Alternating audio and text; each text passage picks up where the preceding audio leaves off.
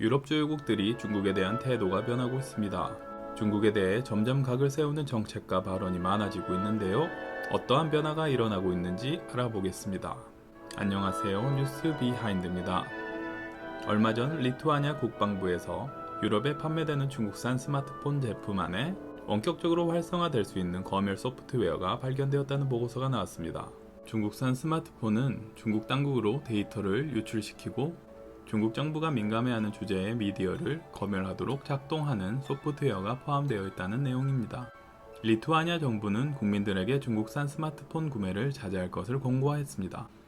이에 다른 유럽 국가들도 중국 스마트폰에 대한 조치를 취하고 있는데요.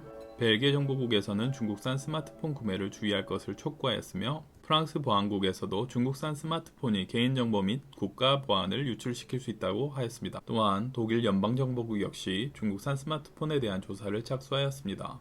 이러한 연쇄적인 유럽 주요국들의 움직임은 단순한 조치로 보여지지 않고 유럽연합의 전반적인 중국 견제가 시작되고 있는 것으로 보입니다. 지난 9월 15일 프랑스 스트라스부르 유럽의회에서 폰데어 라이엔 유럽연합 집행위원장은 국제무역과 세계경제활동을 지지하지만 인간의 존엄성과 자유를 희생하면서 만들어진 제품의 판매를 용인할 수 없다라고 발언하였습니다. 이는 공개적으로 신장 위구르족의 인권 문제를 거론하고 이에 따른 제재를 하겠다는 발언입니다. 또한 유럽연합은 중국의 대표적인 글로벌 인프라 프로젝트인 1대1로 사업을 정면으로 견제하는 글로벌 게이트웨이 프로젝트를 발표했습니다. 유럽은 중국의 광산이나 항구로 길을 놓지 않을 것이며 중국의 1대1로를 키우는 일을 하지 않겠다고 하였습니다. 또한 글로벌 게이트웨이 프로젝트는 중국이 지속적으로 투자 중인 아프리카 지역이 제일 우선으로 진행됩니다. 이로써 유럽의 대중국 견제가 본격적으로 시작되었음을 시사합니다.